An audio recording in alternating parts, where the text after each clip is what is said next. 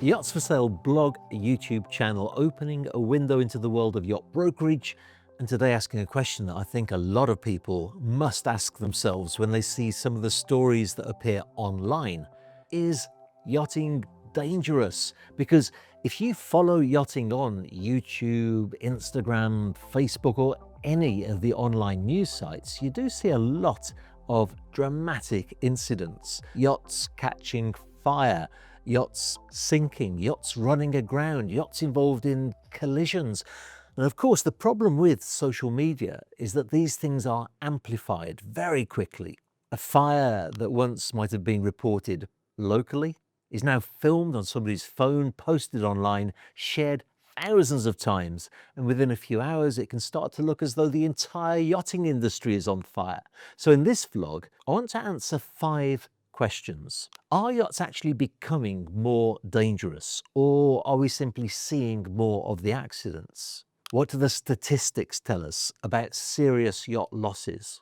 How does yachting compare with an industry such as aviation, which we all regard as extremely safety conscious? Why do recreational boating statistics not necessarily tell us very much about yachting?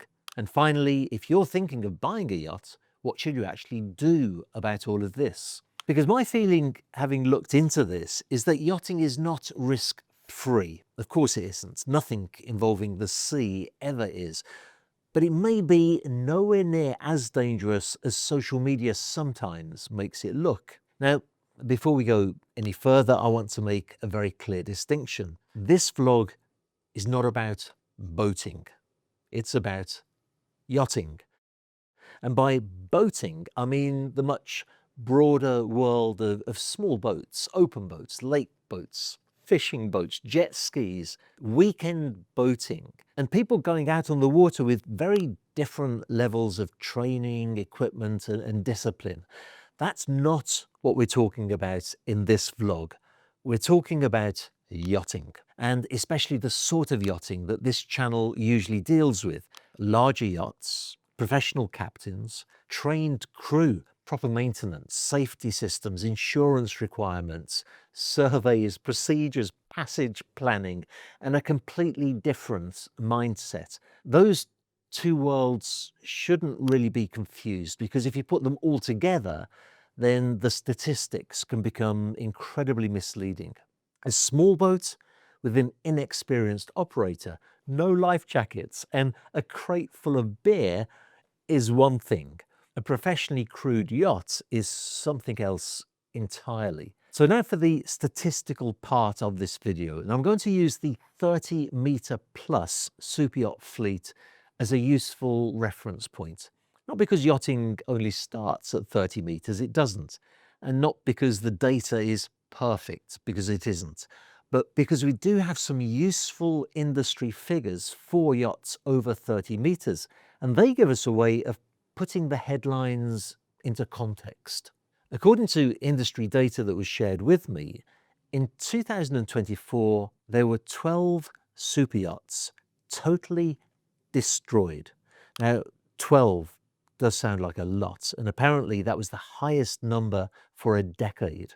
But there are just over 6,000 superyachts over 30 meters in length operating worldwide. So 12 total losses out of a fleet of just over 6,000 gives you a total loss rate of around 0.19%.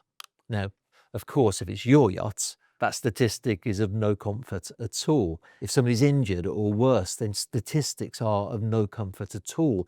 I'm certainly not making light of any accident at sea. But if we're asking the broader question, is yachting dangerous? Then we do need to put these incidents into context. And before we do that, let me tell you that this vlog, very appropriately, is sponsored by Keen Specialty Insurance. You may have seen the interview I did with Tony Clark of Keen Specialty last week on the Yacht Podcasts channel. And she explained very clearly what insurers are looking for when they calculate your premium.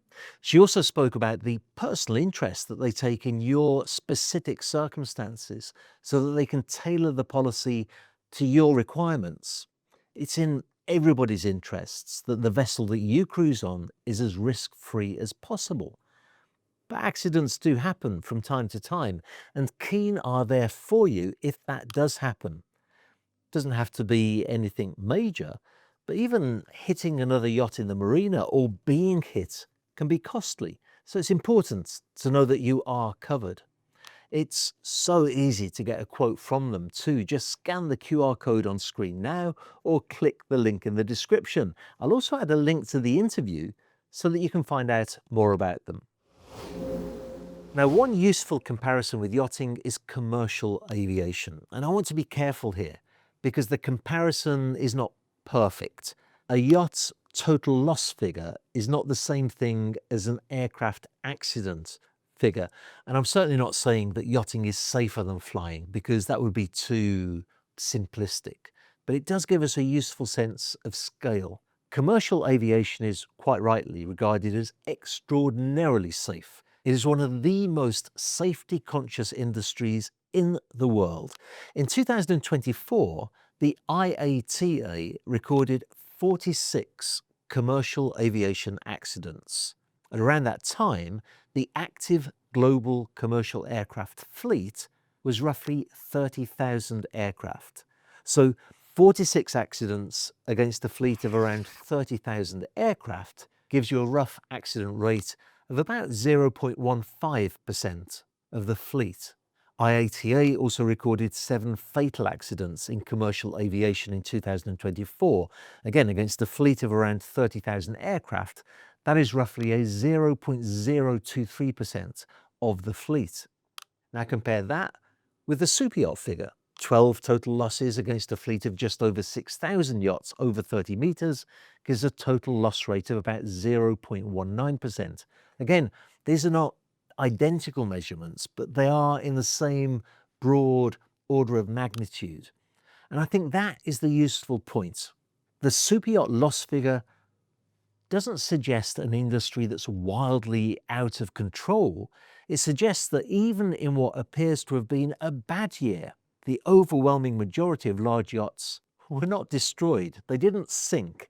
They did not burn. They didn't end up on the rocks. They simply did what yachts usually do. They left the port. They arrived safely. The captain made sensible decisions. The crew did their jobs. The guests had lunch, and nothing dramatic happened. But of course, although those yachts are very interesting to see online, they don't usually get a huge amount of views. The yacht that catches fire certainly does. The yacht that sinks, the yacht that ends up on the rocks is almost guaranteed to get a lot of attention. And if you see enough of those clips, it's very easy to start thinking that this kind of thing is happening all the time. But that's the difference between risk and visibility. Yachting may not be becoming more dangerous. It may simply be becoming more visible.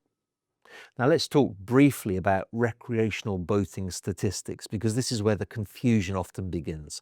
The US Coast Guard publishes very detailed recreational boating statistics every year.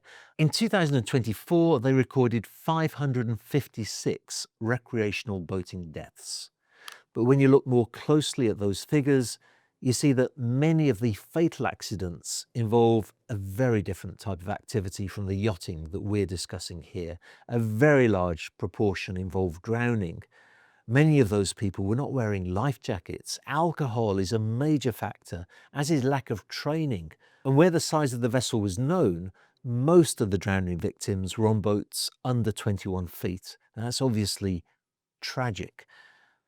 But again, that's not the same thing as a professionally run 40, 50 or 60 meter yacht. Yachting, as opposed to boating, when it's done properly, is a managed activity. That doesn't mean there are no risks. This is not a video saying, don't worry, nothing can happen. Things can happen, they do happen. But the real questions are, how is the yacht being run? Is there a qualified captain? Is there trained crew? Are the systems properly maintained? Are the safety procedures actually practiced? Are guests briefed properly? Are tenders being used sensibly? Is the weather being respected? And perhaps most importantly, is the owner listening to the captain? Because a yacht's not just a floating villa. It's a vessel operating at sea, and that requires a certain attitude. I think this is where the insurance market is such a useful guide. Insurers are not interested in social media drama, they're interested in risk. They want to know who is running the yacht, where it's cruising, how is it maintained, what the loss history is, what safety procedures are in place, whether the crew are properly qualified. And from all the data that I can see, the message from the insurance world is not that yachting has suddenly become wildly dangerous. A well-maintained yacht with a good captain, proper documentation, sensible cruising plans, and a serious owner is still a very different proposition from a poorly maintained yacht with poor documentation, casual operation, and an owner who thinks the rules are for somebody else. And that brings me to the part of this vlog that I think matters the most. What should you do if you're thinking of buying a yacht? Well, I wouldn't tell you not to buy one because yachting is dangerous, because it's really not. I would tell you not to buy one casually. Do take it seriously.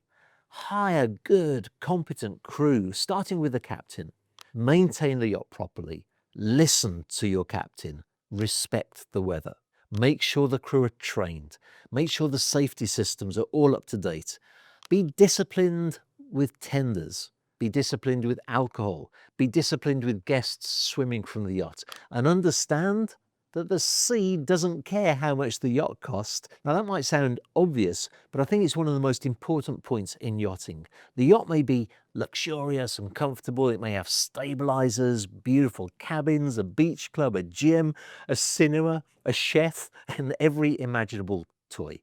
But it is still at sea, and the sea deserves respect. Now, next Saturday, we have a full yacht walkthrough video to show you of a yacht built by a shipyard that is tremendously popular online, Bearing. We flew to Dubrovnik to film Beyond Capricorn, and I think you will love the results of that video. And also because it's the end of the month, already I'm preparing the Inside Info newsletter for those of you who are fascinated to know more details about the yachting industry and the work that we do. So please do sign up for that at the link in the description below. Not forgetting, of course, to like and subscribe to this channel first if you haven't already done so.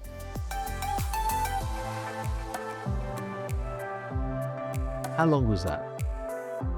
I guessed 15 minutes. 40. 40, 1 minute out. That's not bad.